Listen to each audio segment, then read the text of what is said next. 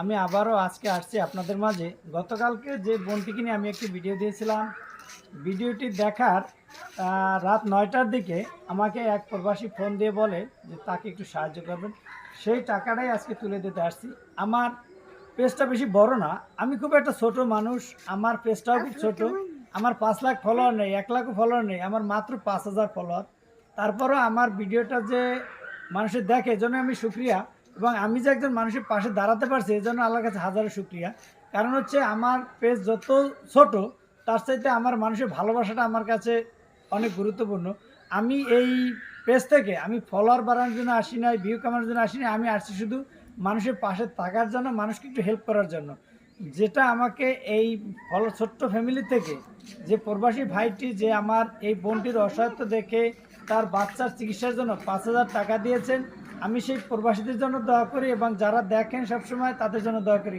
হয়তোবা অনেকে আমার কথা ভালো লাগে না বা আমার ভিডিও ভালো লাগে না, আসলে একটা জিনিস সবার যে ভালো লাগবে তেমনটাই না, আর আমার কথাগুলো যে আপনাদের ভালো লাগতে হবে তেমনটাও না। আপনারা আমারে খারাপও ভাবতে পারেন, ভালো ভাবতে পারেন, যে যেটাই ভাবেন আমার আপত্তি নেই। শুধু আমার আপনাদের কাছে চাওয়া এতটুকুই, এই যে বোনটিকে আপনারা সাহায্য করছেন, এরকম অসহায় মানুষদের নিয়ে যে আমি আসি, তাদেরকে আপনার যদি মনে হয় যে না এরা কিছু পাওয়ার যোগ্য, তাদেরকে আপনাকে সাহায্য করেন।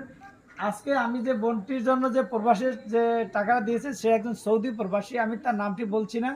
এবং আপনারা সকল প্রবাসীর জন্য দোয়া করবেন এবং আমরাও দোয়া করি। আর সব কিছুর মূলেই আমাদের যত সাহায্য সহযোগিতা, যত দান, এটা আসলে প্রবাসী বেশি করে থাকেন। সব ক্ষেত্রেই প্রবাসীদের অবদানটা অনেক বেশি, আমি প্রবাসীদেরকে স্যালুট জানাই।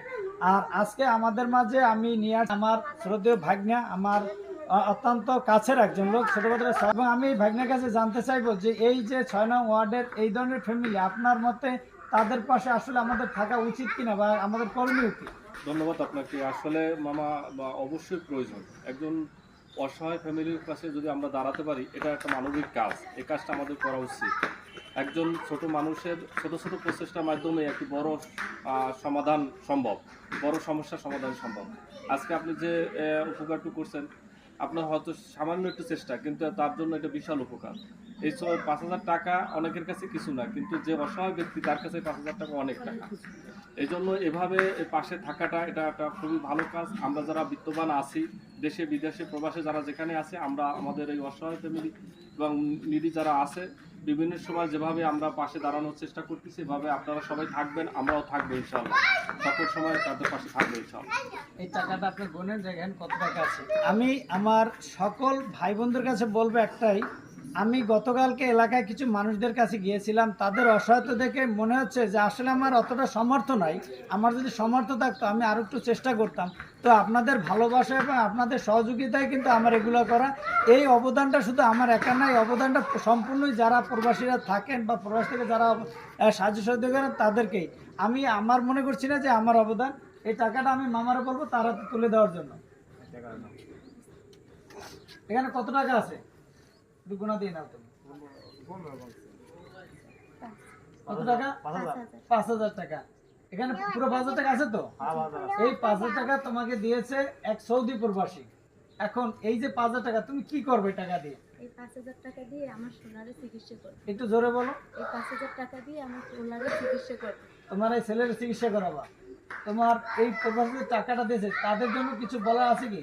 তাদের জন্য হেরা আমার ভারী লাগে, তাদের জন্য আমি খুব দোয়া করি। এই রমজান মাসের জন্য তাদের জন্য খুব দোয়া করি। আমার একটা ভাই নাই, আমি একা।